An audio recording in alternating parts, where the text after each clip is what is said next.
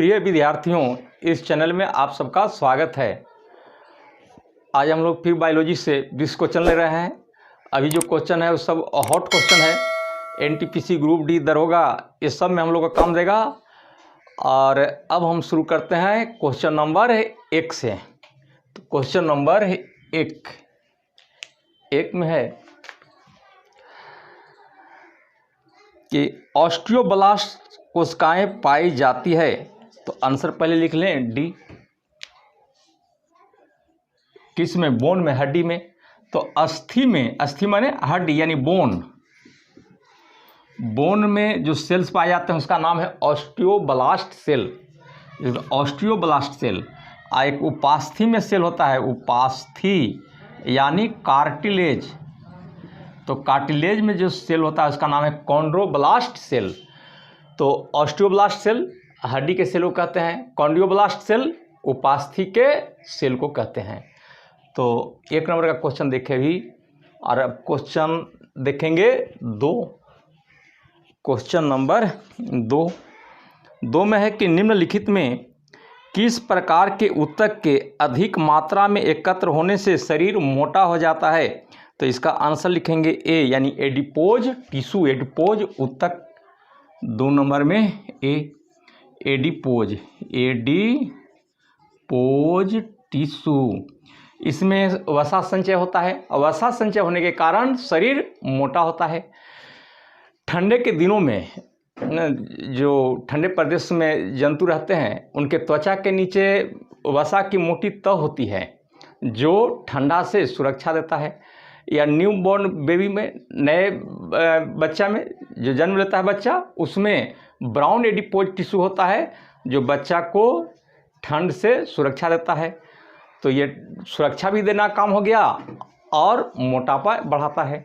तो question number अभी हम 2 देख रहे थे और अब देखेंगे क्वेश्चन नंबर 3। तीसरा नंबर क्वेश्चन देखिए। क्वेश्चन नंबर 3 है कि लिगामेंट का निर्माण करता है। तो 4 चॉइस है: एपिथेलियल ऊतक, पीला तंतुमय ऊतक, श्वेत तंतुमय ऊतक, जालकावत ऊतक। तो हो जाएगा इसका पीला तंतुमय ऊतक यानी बी। 23 के बी। 2 तरह का फाइबर होता है। एक होता है वाइट फाइबर, इससे टेंडन का निर्माण होता है। एक होता है क्या? वाइट फाइबर, इसे बनता है टेंडन। और टेंडन का काम है बोन टू मसल्स जोड़ना, माने बोन को मसल के साथ जोड़ना। बोन को मसल से जोड़ता है, मसल से नहीं, मांसपेशी, मसल से जोड़ता है कौन? टेंडन जोड़ता है, टेंडन। और एक होता है येलो फाइबर जिसे लिगामेंट का निर्माण होता है। और लिगामेंट बोन टू बोन जोड़ता है, माने एक हड्डी को दूसरे हड्डी से जोड़ता है कौन? लिगामेंट। और लिगामेंट बना होता है येलो फाइबरस कनेक्टिव टिश्यू या येलो फाइबर से। येलो फाइबर, तो एक येलो फाइबर होता है, येलो फाइबर से बनता है लिगामेंट। और लिगामेंट क्या करता है कि एक बोन को दूसरे बोन से जोड़ता है। ये भी बहुत इंपॉर्टेंट क्वेश्चन है कि bone to bone, bone to bone कौन जोड़ता है? तो लिगामेंट जोड़ता है, लिगामेंट। तो इस तरह से क्वेश्चन इसमें पूछा जाता है। तो 3 का अभी हम लोग बी देख रहे थे और 4 नंबर क्वेश्चन देखेंगे। क्वेश्चन नंबर 4 में है कि अरेखित पेशी है। पहला चॉइस है अनैच्छिक, दूसरा ऐच्छिक, तीसरा ए बी दोनों, चौथा कोई नहीं। तो अरेखित पेशी को कहा जाता है अनैच्छिक पेशी यानी ए। 4 का हो जाएगा ए। अनैच्छिक पेशी को अरेखित पेशी भी कहते हैं। और अनैच्छिक पेशी का मतलब कि वैसी पेशी जो हमारे इच्छानुसार कार्य नहीं करता है। जैसे पाचन तंत्र, पाचन तंत्र का पेशी हमारी इच्छानुसार काम नहीं करेगा। जब भोजन हम लेंगे, अब भोजन इस जगह आ जाए गर्दन के निकट, कहेंगे कि अब यहीं पर रुको, तो भोजन नहीं रुक पाएगा। ब्लड सर्कुलेटरी सिस्टम में, रक्त परिसंचरण तंत्र में हार्ट हमेशा कार्य करते रहता है। अब उसको हम लोग कहेंगे कि हार्ट को कि थोड़ा सा रेस्ट ले लो, तो रेस्ट नहीं लेगा। हार्ट क्या कहेगा कि थोड़ा सा हम रेस्ट लेंगे तो तुम्हारा लॉन्ग रेस्ट हो जाएगा। तो इसका मतलब ये हुआ कि अरेखित पेशी या अनैच्छिक पेशी हमारी इच्छानुसार कार्य नहीं करता है। एक होता है ऐच्छिक पेशी, वैसी पेशी जो हमारी इच्छानुसार कार्य करता है। जैसे हाथ की पेशी, तो हाथ को फैला सकते हैं, मोड़ सकते हैं ना, चल सकते हैं, दौड़ सकते हैं। तो पैर की पेशी, हाथ की पेशी क्या है, वो रेखित पेशी, ऐच्छिक पेशी। और एक होता है हृदय पेशी, जो कार्डियक मसल्स कहते हैं, वो एक तरह का अनैच्छिक पेशी है जो हमारे हृदय में पाया जाता है। तो इस तरह से 3 प्रकार की पेशियाँ होती है। तो एक क्लियर हो गया 4 नंबर का ए। और 5 नंबर क्वेश्चन देखेंगे। Question number 5। क्वेश्चन 5 में है कि मांसपेशी तथा अस्थियों को जोड़ती है, मैंने मसल्स टू बोन, कौन जोड़ता है? तो ये टेंडन, अभी लिखे थे अभी क्वेश्चन में, टेंडन यानी डी। तो मांसपेशी को, मैंने मसल्स को बोन से जोड़ने का काम टेंडन करता है, और बोन को बोन से जोड़ने का काम लिगामेंट करता है, जो इसके पहले हम क्वेश्चन में देख चुके हैं। तो क्वेश्चन नंबर 5 हो गया। अब 6 नंबर क्वेश्चन, क्वेश्चन नंबर 6 में है कि रक्त प्लाज्मा में उपस्थित जल का प्रतिशत है, मैंने रक्त प्लाज्मा में जल कितना रहता है? तो 26 का हो गया या सी। 6 नंबर का सी हो गया। तो रक्त प्लाज्मा में 90% जल और शेष 10% बचा, उसमें कार्बोहाइड्रेट, खनिज लवण, ये वसा इत्यादि पाए जाते हैं। और रक्त प्लाज्मा किसका पार्ट हुआ? तो रक्त का पार्ट हो गया। तो रक्त में हम 2 पार्ट लेते हैं, एक हो गया रक्त प्लाज्मा और रक्त कण। रक्त कण को कहते हैं ब्लड कार्पसल्स। तो रक्त प्लाज्मा की मात्रा होता है 55% और 45% होता है रक्त कण, जिसको कहते हैं ब्लड कार्पसल्स। तो इस तरह से अभी हम 6 नंबर क्वेश्चन देख रहे थे। और अब देखते हैं क्वेश्चन नंबर 7। क्वेश्चन 7 का देखेंगे।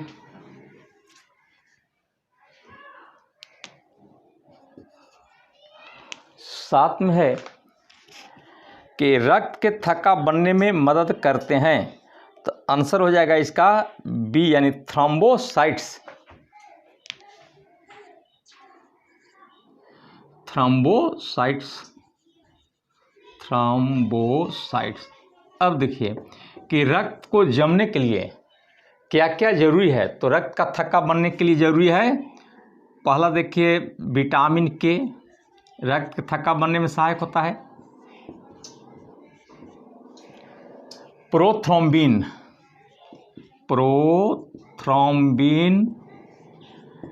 एवं फाइब्रिनोजेन।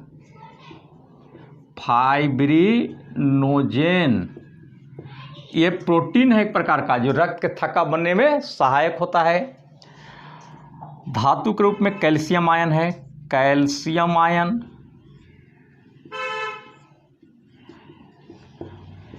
और ब्लड प्लेटलेट्स, जिसको आप कह रहे थे थ्रोम्बोसाइट्स कहते हैं ब्लड प्लेटलेट्स को। तो ब्लड प्लेटलेट्स, इसी को कहते हैं थ्रोम्बोसाइट्स। तो ये मिलकर के आपको रक्त का थक्का बनाता है। पूछेगा कि कौन सा प्रोटीन रक्त के थक्का बनने में सहायक होता है? तो प्रोथ्रोम्बिन और फाइब्रिनोजेन। क्या है? प्रोटीन है, प्रोटीन। कौन सा विटामिन रक्त के थक्का बनने में सहायक होता है? तो विटामिन के, इसका रासायनिक नाम है फिलोक्विनोन। कौन सा धातु रक्त के जमने में सहायक होता है? तो कैल्शियम। कौन सा रक्त कण ब्लड के थक्का बनने में मदद करता है? तो ब्लड प्लेटलेट्स या थ्रोम्बोसाइट्स। तो इस तरह से तोड़ तोड़ के क्वेश्चन पूछता है, और ये कंसेप्ट रहेगा तो एक भी क्वेश्चन मिस नहीं करेगा। तो ये 7 नंबर का क्वेश्चन देख रहे थे। अब क्वेश्चन देखेंगे 8। Question number 8।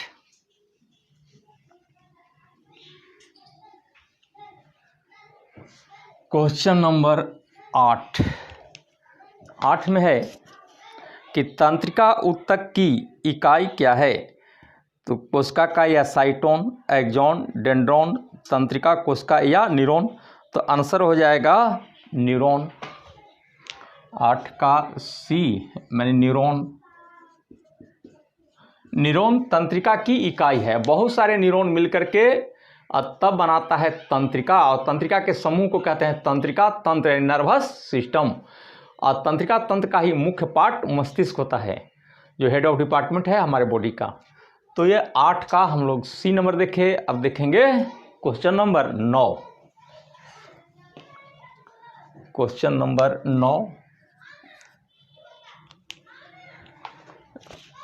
9 में क्या है कि संवेदना का चालन शरीर के एक भाग से दूसरे भाग में होता है। तो इसका आंसर हो जाएगा बी, यानी तंत्रिका ऊतक से। संवेदना का मतलब क्या, ज्ञान या उद्दीपन का मतलब अनुभव। तो अनुभव या ज्ञान किसके द्वारा संचारित होता है, तो तंत्रिका ऊतक के द्वारा, नर्वस सिस्टम के द्वारा संचारित होता है। संवेदना का मतलब क्या हुआ, ज्ञान। जैसे हम पंखा देख रहे हैं तो आँख पर केवल फिगर बनेगा, आँख नहीं बतलाएगा कि हम क्या देखें। आँख खबर करेगा ब्रेन को, ब्रेन से पूछेगा कि हम क्या देखें, तब ब्रेन बताएगा कि हम पंखा देख रहे हैं, तब आँख बतलाएगा कि हम पंखा देख रहे हैं। इसका मतलब कौन, कि आपको ज्ञान का एहसास कौन करा रहा है, मस्तिष्क। मस्तिष्क किसका पार्ट है, तो नर्वस सिस्टम का। अर्थात संवेदना के बारे में कौन एहसास कराएगा, तो नर्वस सिस्टम। एक होता है उद्दीपन या स्टिमुलेशन। कोई अगर चुट्टी काटता है तो इसका एहसास होता है कि चुट्टी काटा जा रहा है, या कांटा चुभ गया तो इसका एहसास होता है, तो इसको कहा जाता है उद्दीपन।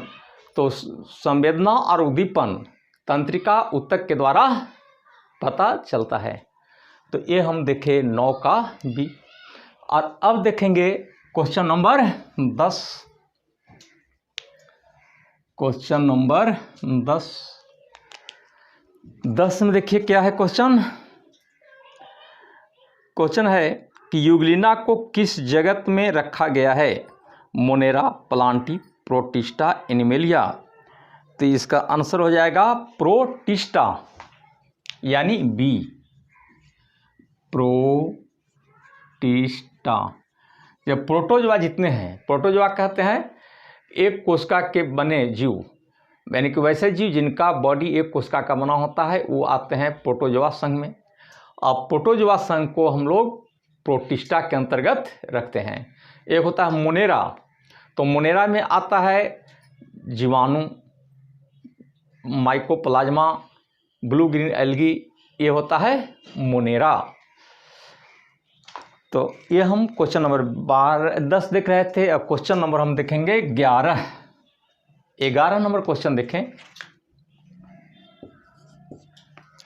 क्वेश्चन 11 में है कि कवक में अभाव होता है। तो आंसर पहले दे दें सी, यानी 11 का सी। कवक में क्या नहीं रहता है, तो क्लोरोफिल नहीं होता है। क्लोरोफिल, इसको हिंदी में कहते हैं पर्णहरित। शैवाल में क्लोरोफिल उपस्थित होता है, लेकिन कवक में क्लोरोफिल नहीं होता है।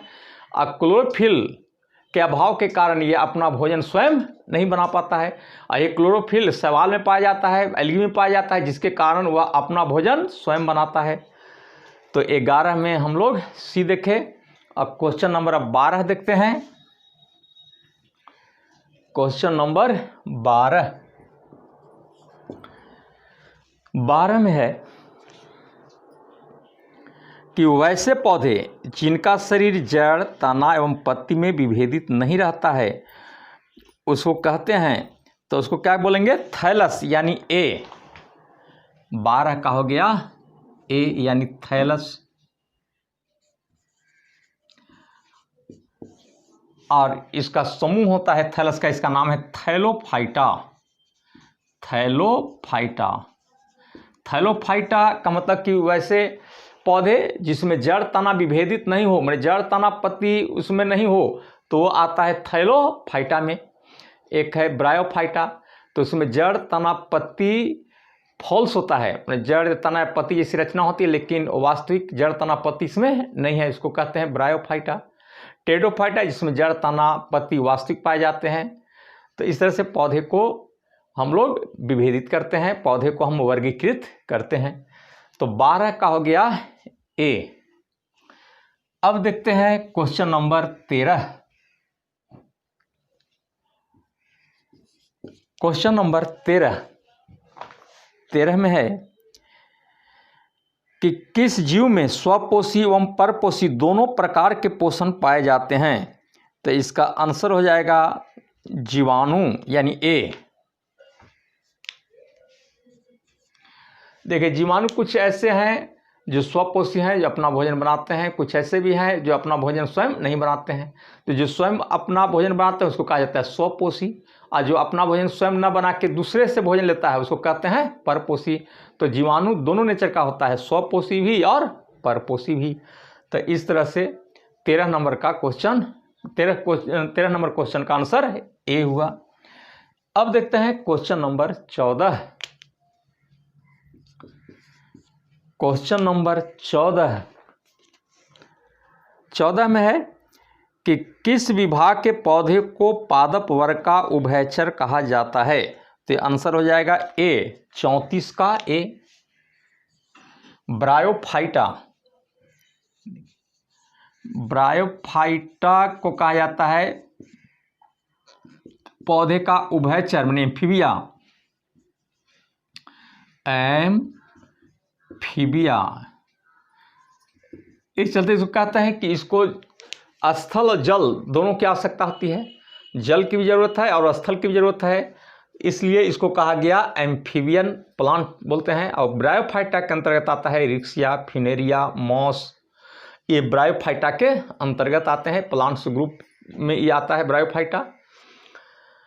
और टेरिडोफाइटा को कहा जाता है फर्स्ट लैंड प्लांट, प्रथम जमीन पर उगने वाला पौधा टेरिडोफाइटा। यही क्वेश्चन पूछता है कि जमीन पर उगने वाला प्रथम पौधा कौन सा है, तो टेरिडोफाइटा। एम्फीबियस प्लांट कौन है, तो ब्रायोफाइटा। तो ये हम देख रहे थे क्वेश्चन नंबर 14। और अब देखते हैं क्वेश्चन नंबर 15। क्वेश्चन नंबर 15 में है कि किस प्रकार के पौधे की पत्तियों में समांतर विन्यास रहता है। तो आंसर दे दें बी 35 का बी, माने एक बीज पत्री बी। देखिए पौधे के ग्रुप में देखते हैं तो पहला है थैलोफाइटा, दूसरा ब्रायोफाइटा, तीसरा टेरिडोफाइटा, चौथा जिम्नोस्पर्म और पांचवा एंजियोस्पर्म। तो एंजियोस्पर्म डेवलप्ड प्लांट होता है, इसमें जड़, तना, पत्ती, फूल, फल, बीज सभी पार्ट प्रेजेंट रहते हैं। और एंजियोस्पर्म में हम दो पार्ट करते हैं। एंजियोस्पर्म में दो पार्ट होता है, एक होता है एक बीजपत्री जिसको मोनोकॉट कहते हैं, मोनोकॉट या मोनोकोटिलेडनस, और दूसरा है द्विबीजपत्री, द्विबीजपत्री यानी डाइकोटिलेडनस या डाइकोट बोलते हैं।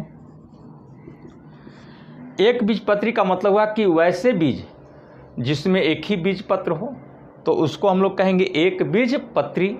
जैसे चावल, गेहूं, मक्का, नारियल, खजूर इत्यादि। और द्विबीजपत्री की वैसे पौधे जिसके बीज में दो बीजपत्र होता है उसको कहते हैं द्विबीजपत्री, अर्थात बीज को तोड़े तो दो बराबर भाग में टूट जाएगा, वो है द्विबीजपत्री। जैसे दलहन, जितने भी दलहन है, चना, मटर, सेम भी दलहन में आता है। चूँकि सेम का पूरा कैरेक्टर दलहन से मिलता है, इसलिए सेम को हम लोग दलहन में रखते हैं। तो दलहन हो गया द्विबीजपत्री, दलहन। इसका अतिरिक्त आम, जामुन, बरगद, पीपल ये सब द्विबीजपत्री में है। लेकिन हम एक बीजपत्री और द्विबीजपत्री में पहचान कैसे करेंगे? मैंने कि सबका बीज देखना भी मुश्किल होगा। बरगद का बीज देखेंगे तो आँख से पूर्ण रूप से दिखाई भी नहीं देगा, तो तोड़ेंगे कैसे? तो इसके लिए पहचान है पत्ती के द्वारा। जिसकी पत्तियां समांतर विन्यास की हों, समांतर विन्यास का माने क्या कि जिसमें भेन्स होता है एक दूसरे के समांतर, इस तरह से केला में भी देखते हैं समांतर पत्तियां होती है, तो समांतर विन्यास की जो पत्तियां हैं वो होता है एक बीजपत्री में, तो केला भी एक बीजपत्री हो जाएगा। और द्विबीजपत्री में पत्तियां जालिकावत होती है, मतलब इसमें भेन्स और भेनलेट्स जाल जैसा फैला होता है, जैसे पीपल, बरगद, आम, जामुन। तो हम मेन पहचान एक बीजपत्री और द्विबीजपत्री का पत्ती से करते हैं। जिसकी पत्तियां समांतर विन्यास की हो वह एक बीजपत्री, और जिसकी पत्तियां जालिकावत हो यानी भेन्स भेनलेट्स जाल जैसा फैला हो तो वो हो जाएगा द्विबीजपत्री। तो ये हम देख रहे थे क्वेश्चन नंबर 15। और अब देखते हैं क्वेश्चन नंबर 16। 16 नंबर क्वेश्चन देखेंगे।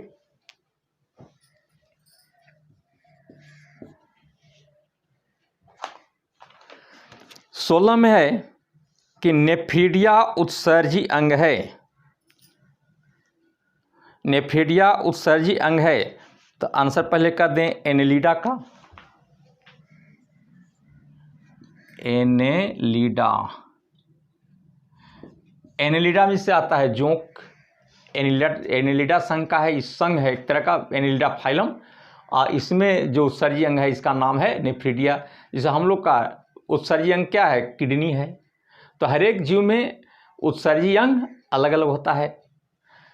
जैसे कीट में मालपिगियन ट्यूब्यूल होता है, कुछ में फ्लेम सेल्स हैं। तो इस तरह से हर एक जीव में उत्सर्जी अंग अलग अलग हैं। तो इसमें आंसर हो जाएगा बी, किसका, 16 का बी। और अब देखते हैं क्वेश्चन नंबर 17। Question number 17। 17 में क्या है कि निम्नलिखित में कौन शीत रक्तीय प्राणी है। चॉइस में है मेढक, चूहा, कबूतर, मनुष्य। तो ये हो जाएगा मेढक यानी ए। अब देखिए शीत रक्तीय जंतु। शीत रक्तीय जंतु का मतलब होता है कि वैसे जंतु जिनका बॉडी टेम्परेचर वातावरण के अनुसार बदलते रहता है, अर्थात जिनका बॉडी टेम्परेचर फिक्स नहीं होता है, वह होता है शीत रक्तीय जंतु। तो शीत रक्तीय जंतु में, शीत रक्तीय जंतु में आता है जैसे मछली, मेढक, छिपकली, गिरगिट, सांप इत्यादि। ये होते हैं शीत रक्तीय जंतु, जिसको इंग्लिश में कहते हैं कोल्ड ब्लडेड एनिमल। इनका बॉडी टेम्परेचर वातावरण के अनुसार बदलता है। अगर वातावरण का टेम्परेचर कम गया तो उसका बॉडी टेम्परेचर भी कम जाता है। तो ऐसे याद रखें कि जिनका हार्ट चैम्बर 2, 3 या अंशतः 4 हो वो होता है शीत रक्तीय जंतु। और दूसरा है उष्ण रक्तीय जंतु। उष्ण रक्तीय जंतु माने वार्म ब्लडेड एनिमल, इसको इंग्लिश में कहते हैं warm blooded animal. Warm blooded animal. तो शीत रक्तीय जंतु का मतलब होता है कि वैसे जंतु जिनका बॉडी टेम्परेचर हमेशा फिक्स रहता है, हमेशा नियत रहता है, अर्थात जिनका बॉडी टेम्परेचर वातावरण के अनुसार नहीं बदलता है, वो कहलाएंगे शीत उष्ण रक्तीय जंतु यानी कि वार्म ब्लडेड एनिमल। तो वार्म ब्लडेड एनिमल के अंतर्गत आते हैं स्तनधारी। जितने भी स्तनधारी हैं वे हैं उष्ण रक्तीय जंतु। इनका बॉडी टेम्परेचर वातावरण के अनुसार चेंज नहीं करता है।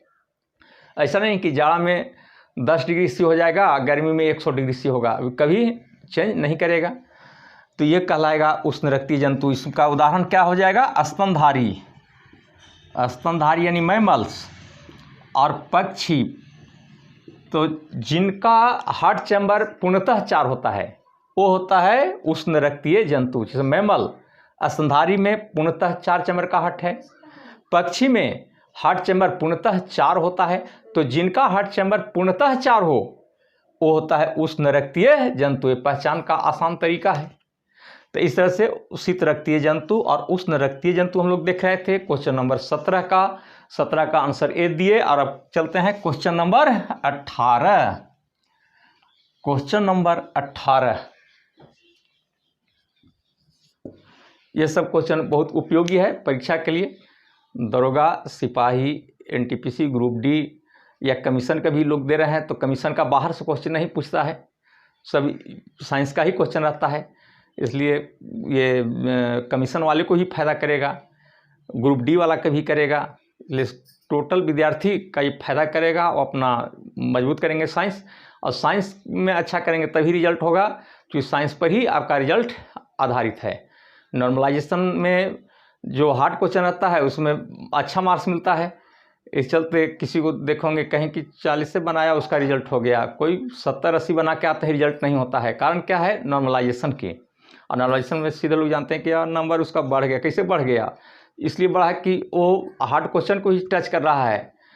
अब आप हार्ड क्वेश्चन को छोड़ देंगे तो नॉर्मलाइजेशन में क्या होगा? कम जाएगा मार्क्स। तो इस पर भी विशेष ध्यान देना होगा। इसलिए विशेषतः साइंस में तो ध्यान देना जरूरी होगा, क्योंकि हर एक परीक्षा के लिए साइंस उपयोगी है। साइंस कभी साथ नहीं छोड़ता है, हर एक परीक्षा के लिए साइंस उपयोगी होगा। तो ये क्वेश्चन अब हम 18 देखेंगे। क्वेश्चन नंबर 18 में है कि जल संवहन नाल तंत्र की उपस्थिति किस संघ के जंतुओं का लक्षण है? तो इसका आंसर हो जाएगा डी, यानी एकाइनोडर्मेटा। इसका आंसर हो जाएगा डी, एकाइनोडर्मेटा। तो एकाइनोडर्मेटा एक संघ है। ये समुद्री जंतु होते हैं, समुद्र में पाए जाते हैं, जैसे स्टारफिश हुआ, सी ककम्बर, ये होते हैं एकाइनोडर्मेटा संघ के जंतु।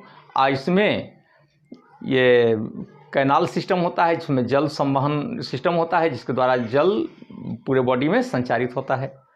तो ये 18 का हम लोग देखें डी। और अब देखते हैं क्वेश्चन नंबर 19।